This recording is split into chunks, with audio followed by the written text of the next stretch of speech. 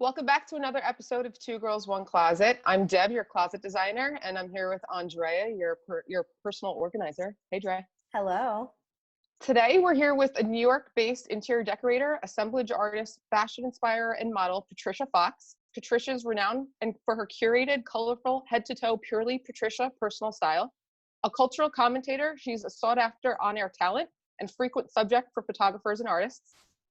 A well-known artist called her a walking installation when he encountered Patricia walking her pink poodle in Central Park. Purely Patricia is the creator of her own destiny, living each day in full-blown self-expression. Hi, Patricia. Welcome. Hey, good morning, Deborah. Good morning, Andrea. How are the two girls? We're great. We're great. We're so happy to have you.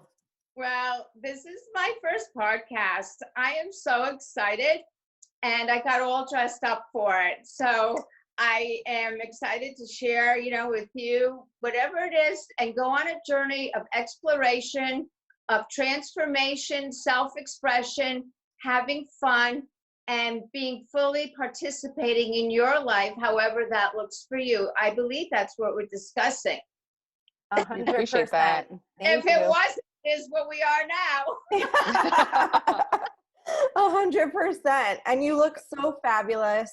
We cannot wait to show everyone some awesome photos and video of your gorgeous outfit. So stay tuned for that. Well, yeah. I have to say to you girls that I am an assemblage artist, and I've had these three little projects sitting in my studio, and I want to thank you for inspiring me to actually assemble three little headpieces that I know this is audio, and I was going to change one from one to the other, but that's just insanity and purely Patricia. So thank you for being a part of my inspiration and my creativity. Absolutely. And we're going to post all the things you made today on the Instagram so people can see it. Okay, great. So you and I met at the Mystery by Design event a couple years ago, and we started talking because you started out as a California Closets designer. Not in my life. That's where I ended up after going through a relationship change. I said, what am I going to do next? And I looked in the newspaper when there were newspaper ads, and it said, salesperson designer wanted. Well, I just sunk my teeth into that.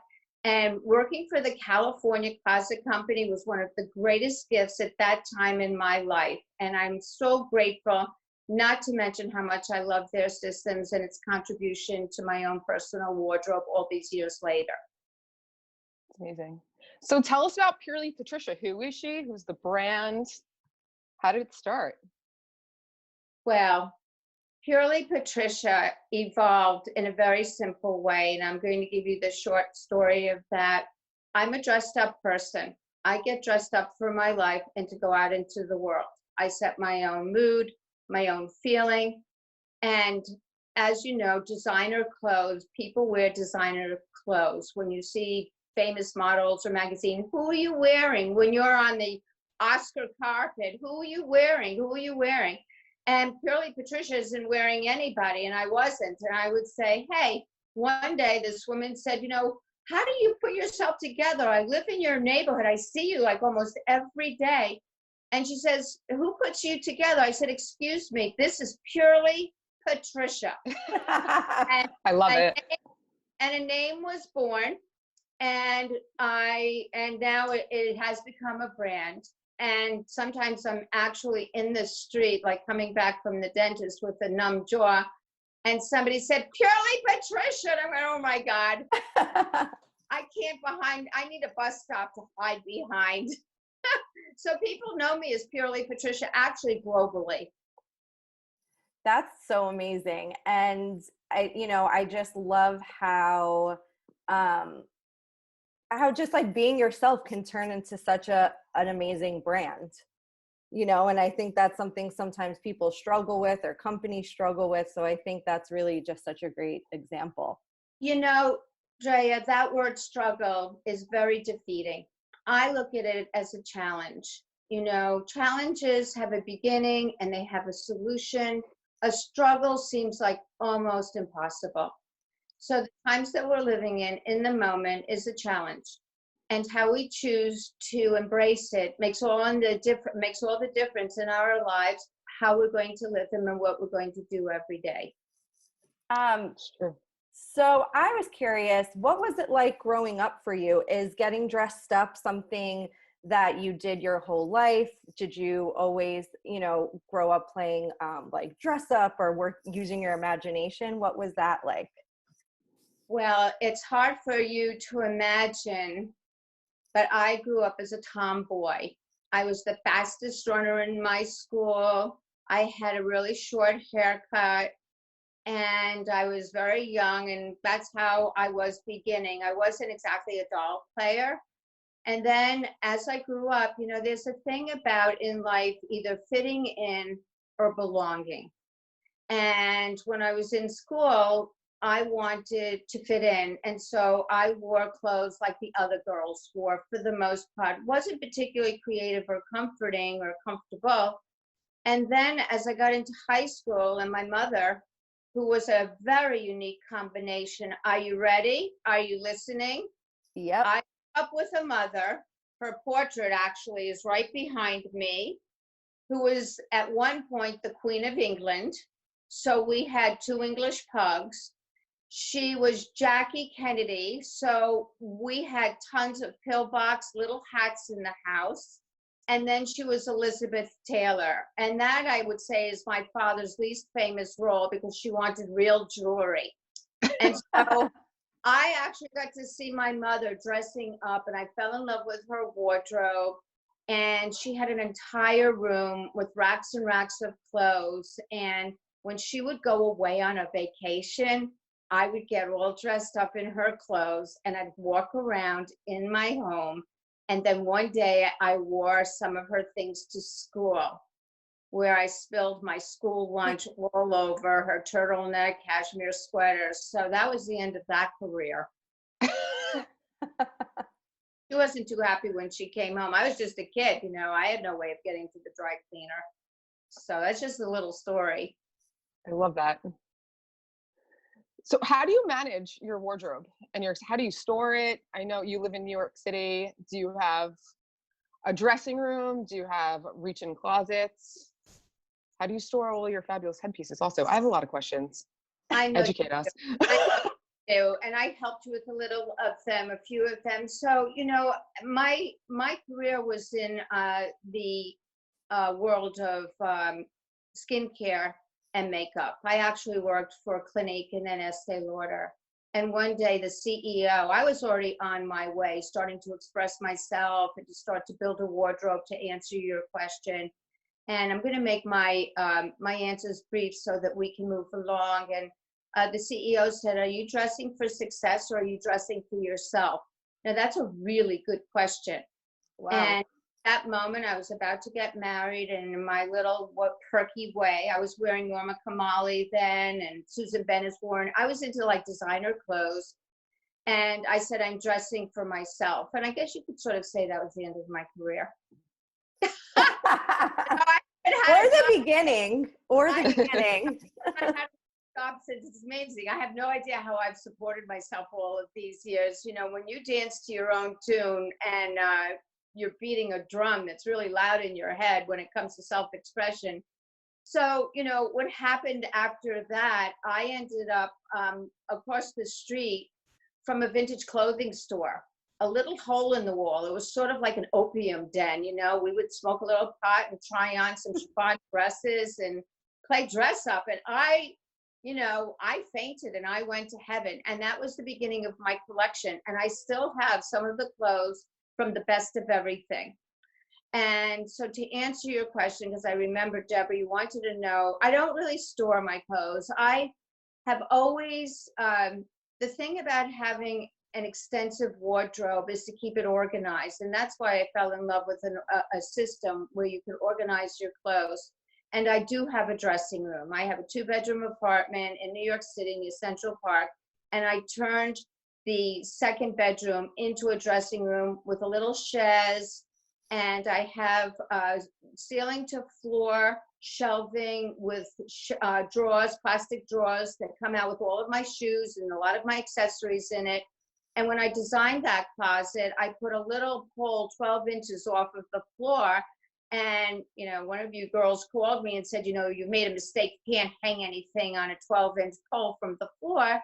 But the way that I keep my clothing organized is when there's an empty hanger, I take it and I put it on that pole. And so my wardrobe is very organized, and it's the palette, you know, for my art. You mentioned in your introduction that I'm a walking installation, and you know, that's how I feel. You need to be able to be organized. I can't remember all of the beautiful things that I have, and I never know what's going to go with what. And so I pull it just like an artist chooses his colors from a palette. That's what my dressing room is to me. That is such a great tip. And I love that you used the analogy as an artist. And I think that will help so many people. And I know as an organizer, I help color code closets a lot. And I think that definitely helps people save a lot of time and also just stress when you're getting ready. When you say, Drea, that color coded, my wardrobe is in part, I don't organize it that way. I have all my sequins and rhinestones and beaded tops, which are short. And then I have crinolines, which I store now with pantyhose. I fold them, and then I take my torn pantyhose. I don't wear pantyhose. I'm just using an example. They're thigh highs. And I wrap up my crinolines and I put them on a shelf. And then I have my long skirts, and, you know, so it's sort of, and then medium dresses and dressy things organized that way. So categorized. That's great. Yes, categorized is a better way to describe it. How often? Sorry, go ahead. Just going spinning off of this. Next question next. Just spinning off of that, how often do you ever like edit your wardrobe? I do edit my wardrobe. Things either wear out. I am going to share with you, I have not outgrown any of my clothes. I can still fit into things that I had when I was 16 years old. So we're not going. However, I edit out things when I used to dress very vintagey, and I actually had somebody come up to me when I was sitting in a restaurant, all of these kids, and they were practically sitting on my lap. And I said, excuse me, you know, I'm having dinner with my boyfriend. And they said, excuse me, Miss Seymour. They thought I was Jane Seymour. And I realized that I look like Jane Seymour in a movie.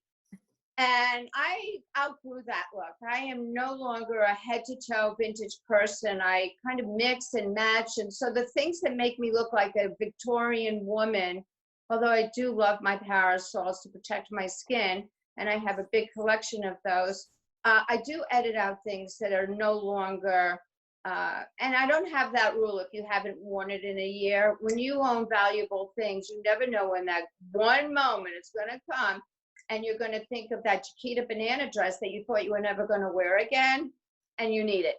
So I'm careful editing. Great question, by the way.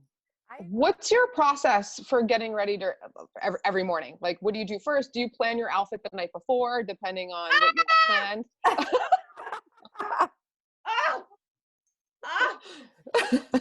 All right. For everybody who's listening, I don't know about you. I have no idea how I'm going to wake up. So, I mean, I could go to bed feeling on top of the world, and then I could get out of bed and I have to dust myself off and pull up my thigh highs and put on my rhinestone boots and set my frame of mind to go out into the world. So I'll tell you I like that question, because I get dressed, and this is going to sound a little complicated. I have a very strong sense of knowing who I am. I know what makes me feel good.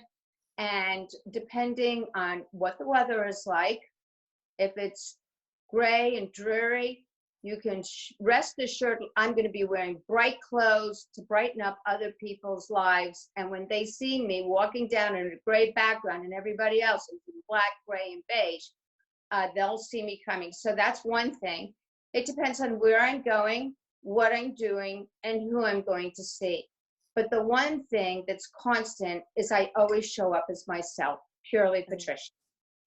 I'm not concerned about how that interviewer is going. I'm often surprised when people know they're going to meet me and they haven't made some small little effort of some sort. And their first reaction is, oh, I feel like I should have gotten dressed up more, or I didn't wear enough makeup.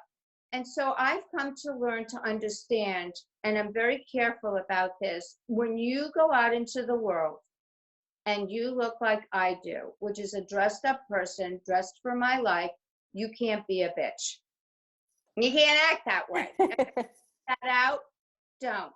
It's true. So I make a concerted effort to invite people into my world and to support them in being comfortable in my company by reassuring them in some way, shape, or form, usually complimenting and finding that one thing about them that they can identify and resonate with, that they know that they're okay to be with me. I am not a pretentious person, and people have a tendency to make things up about me based on the way that I look. And a really good example, if I may, is that when I walk in the street, I don't pay attention to it very often. I don't notice it. But my partner, who I'm walking in the street with, he says, those people turned around and took your picture, and that woman was poking her husband to take a look, and he tried not to look, and then I said it's okay to look, and then there are the little kids on the street, and the mother will say, hey, it's not polite to stare. And I said, it's a really great thing that your child is aware and observing and staring at me, because I look a little different to that child, and I wanted to thank him. And usually I'll stoop down and talk to that child. That's what my life is really all about. It's interaction with people that I invite into my world, and it makes it a lot easier when you're dressed and people have an opportunity to come up to you, which happens to me very, very often. I mean, if people want to take my photograph, sometimes I don't consider myself to be a celebrity, but I do know that I inspire other people walking in the street and bring them joy. And when, the bus driver sticks his hand out of his window and gives you a thumbs up, I know I'm having a successful day. That's amazing. And it leads me to what I wanted to ask you too is, do you think that style is something that is innate, or do you think it's something that people can learn? That's a great question. The difference between style, everybody has a style. It's discovering what that is. Style refers to how you feel and present yourself to the world. Now, obviously, not everybody's going to feel comfortable wearing a huge blue flower on their head like I am in this moment. So stay tuned. I just created curiosity. We're going to take a picture of this blue flower on my head. And so style is innate for me. It clearly is something that is a common thread through my entire life. For example, when people walk into my home where I live, the first comment is, oh my God, it's exactly the way I knew it was going to be. I mean, so it's not lucite, plain white polished walls, and everything is displayed. I do things with a feeling. And if people care about how they look and feel, then speaking to somebody like an organizer or somebody that can bring attention to their wardrobes and actually kind of say, this is something you should try and experiment with and develop a sense of style if you care. If you don't care and you want to blend into the rest of your environment, then I see people on the street. I think they actually spoke to each other. They were all wearing khaki pants, a white t-shirt, some Nike sneakers, some white ankle socks, and a brown belt. And it's 4 guys walking in front of me, and none of them know each other. It's like, I think to myself, did they talk to each other this morning? But no, they're in a uniform, and so it's kind of interesting. Yeah, I'm going to speak for Andrea and myself that we have a lot of clients who are bored with their wardrobes. And, when Andrea sifts through their clothes and reorganizes, a lot of her clients have the same shirt either in 5 different colors, or they have it in the same color 5 different times and didn't realize it. For people who, what tips can you give people to tap in and develop their own personal style? Well, I know one thing that people have that is a staple that I don't own, and that's black pants. I see so many people wearing black pants. It's just, even the fashion people, it's amazing. And then in the summer, everybody's wearing tight white jeans, and I'm envious. I want to be like those girls, but then I'm not. They, so I know what you're talking about. I don't know if they're telling you that they're bored with their wardrobe. If they are, they can literally experiment. The easiest way is to mix and match the things they already own that they ordinarily wouldn't have worn together. I'm being practical. I'm giving you practical advice. I'm not suggesting that anybody go out and start shopping for a floral print shirt. That's not happening in this conversation. I wouldn't even suggest it. But everybody can look at their wardrobes and take that red shirt and wear it with the white pants rather than the red shirt with the black pants. Just mix and match the things you already own and see what you kind of get a kick out of. The greatest thing that happens to me, which is a gift, is that when I'm getting dressed, I don't really look in the mirror. I never hold anything up. I'm never in doubt. I put myself together. I look at them in the mirror before. I say, you should look in the mirror before you leave the house. So I go and look in the mirror and I'm like shocked. I go, Patricia, what were you thinking? And then, it's a great gift to amaze yourself. I mean, I have no idea what I was thinking, except that everything that I wore, I sort of like my wardrobe, I could throw it up in the air. And as you know, my tagline is nothing matches and everything goes.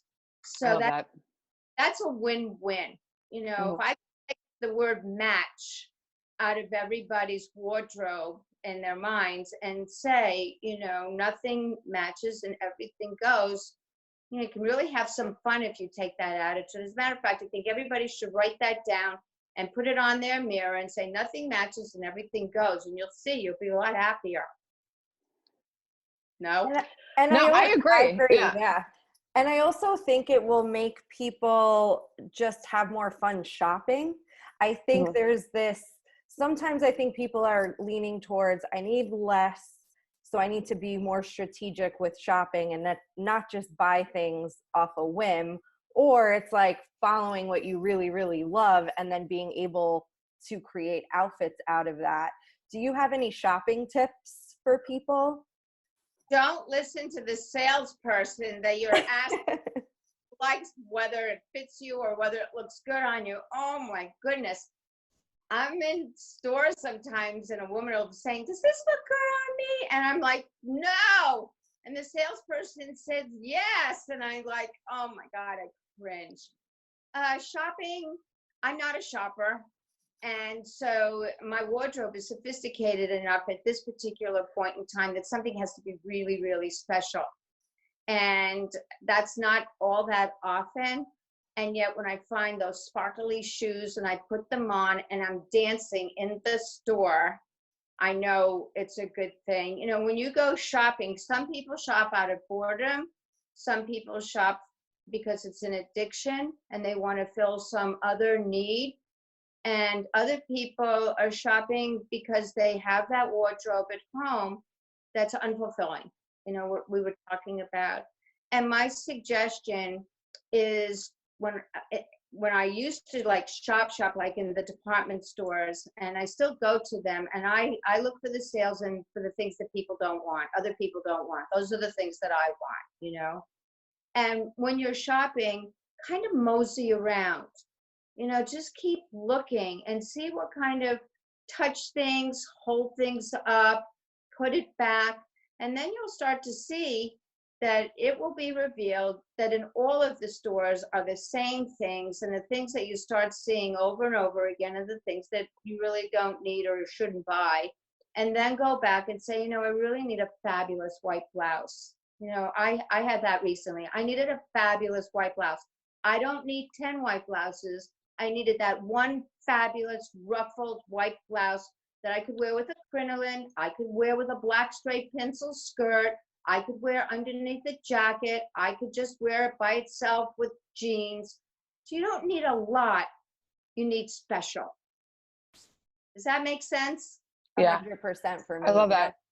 Yeah. I think like when you're a child growing up, like we all had more fun getting ready for school and like throwing on pants that are one color, a shirt that's another, and my rhinestone Keds and a bright purple backpack. And then you're told, maybe your mother's telling you, you know, that doesn't really go together. What are people going to think at school?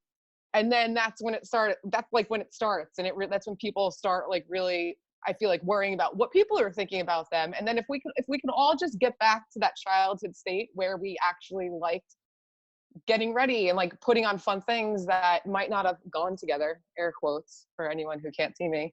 But like, if we can all get back to that state and not follow maybe these random influencers on Instagram telling like teenagers what they should and should not be wearing, everybody would probably have way more fun getting ready for the day, for sure. You know, Deborah, that's a great, great observation. And I believe there isn't a listener on your podcast that doesn't identify with that.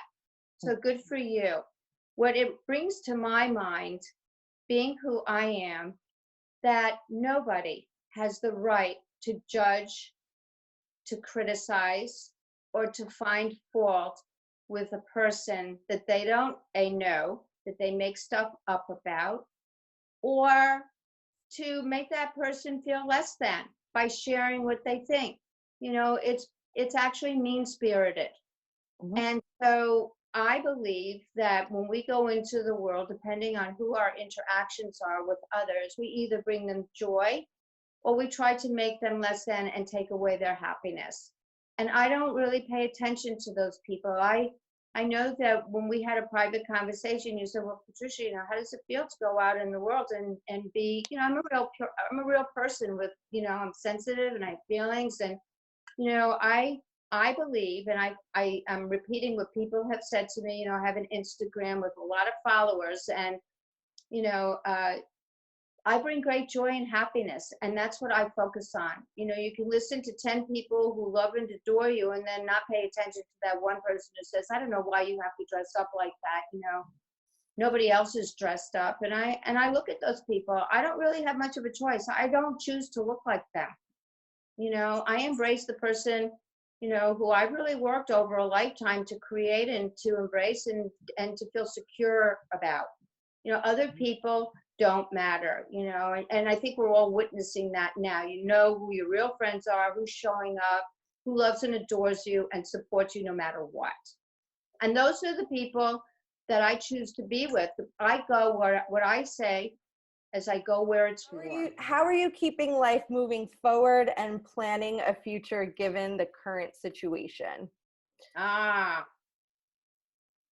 You know, the greatest, I believe that at the moment is to live in the moment, you know, and knowing that there's going to be a different moment in the future.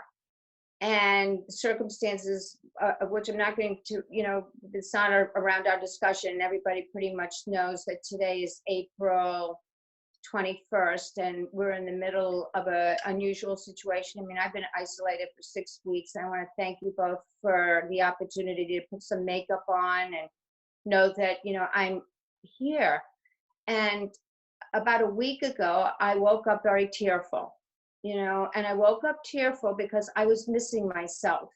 I was missing me. And it wasn't, you know, I live with a boyfriend now. I mean, we were living together apart. Now, like, we're living together. And he came home one night from work and he said to me, you know, Patricia, I want you to know how much I appreciate and admire the fact that I still don't know who I'm going to come home to and what I'm going to see.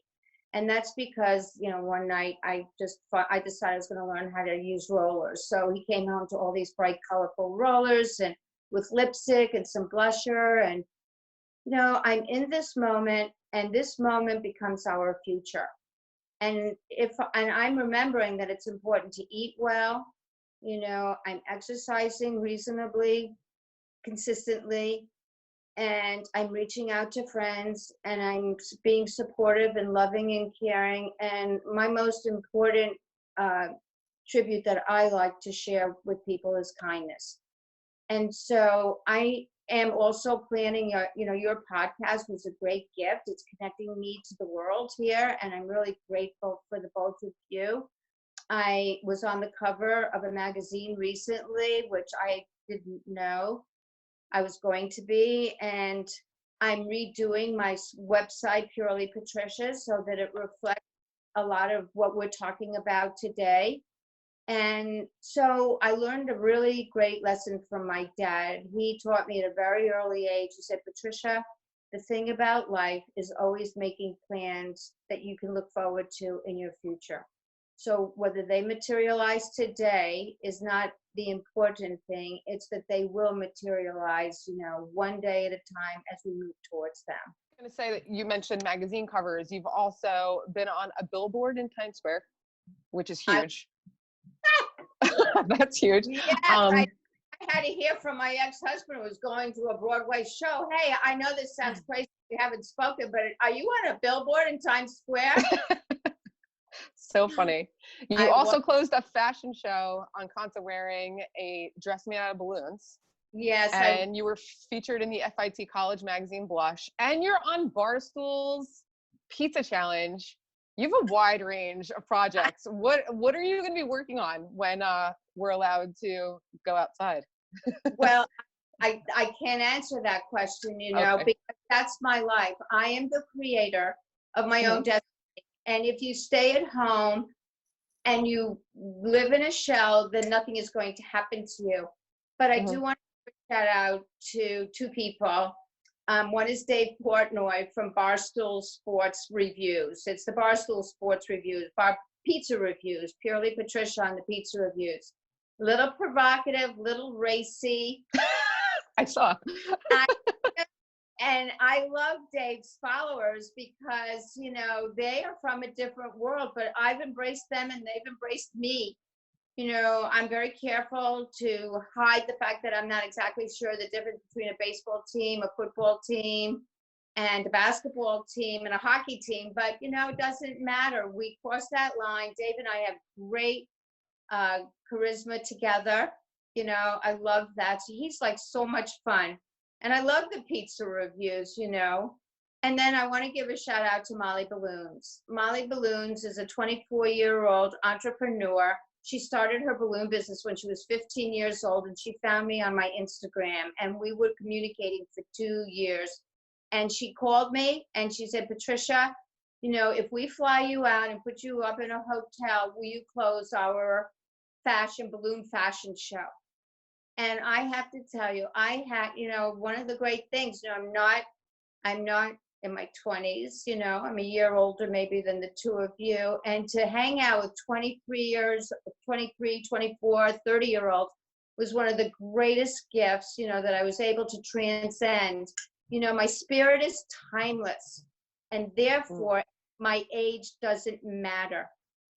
And the other thing is that I totally embrace dressing age inappropriately. I mean, how much fun is that? I would say everybody go home and look in your closets or your wardrobes and pick out something that you think you would never wear. If I don't leave you with any messages after this podcast, go home, have fun, be who you're not, and see who you become. I have a new challenge for us. I think after we record this, that Deb and I should go ahead and do that.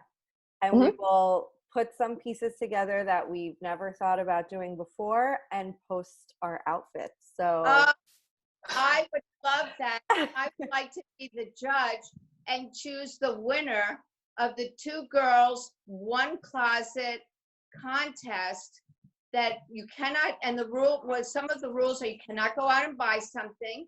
You need to wear something that you haven't worn in ages because you were thinking other people would think that it looked whatever. And I think that's a wonderful, I'm like, if you could see me jumping up and down, you're clapping and I'm jumping up. I'm just thinking what I have. Everything I own is pretty much black. So I'm going to try and whip something up. Challenge, not struggle, challenge accepted. Yes, challenge accepted. You're not wearing a black top right now. You can Well, I'm do. wearing green. I know. I'll see what's in my closet. I'll put something Excuse together. me. Hey, you're the leader of the challenge. The other thing Yes. about, let's talk, shall we discuss black for a minute? Yes. Yes. Black is a wonderful backdrop for accessories. So, you could take a throw. My friend David Santiago, who you interviewed a couple of weeks ago, sent me a throw. And his throw would make a wonderful shawl with a fabulous pin. I invite you to explore the possibilities and to tap into your own creativity. And there's only 3 letters that this challenge is about. FUN. Love it. You got it. I'm in. Amazing. I know. We're going to work on this. Homework. You're gonna lead 2 girls and a closet, 1 closet, 2 girls, 1 closet. I'm learning. I've said it a lot here. You're great. Yes. So where can people find you? They can find me. I'm an interior decorator, not a designer. I'm a decorator and an artist, and I have a website called Patricia Fox Design. And I'm in the middle of refurbishing and changing purelypatricia.com also. But the place that you can really scroll down and scroll up is my Instagram. And I would love to invite you to leave a comment as a result of this podcast so that I know I wasn't just speaking to beautiful Deborah and Drea on my 12-inch iPod ad. And I would love to see your comments and invite you to ask some questions. And it's Purely Patricia is my Instagram handle. And for those of you that don't know how to spell Purely, which is hard to imagine, but there are people who don't, it's Purely Patricia.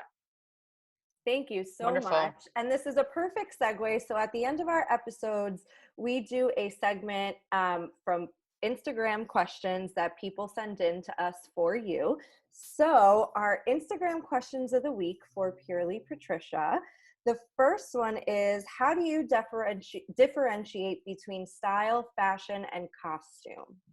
Oh my goodness, that's a great question. It's not, so for me,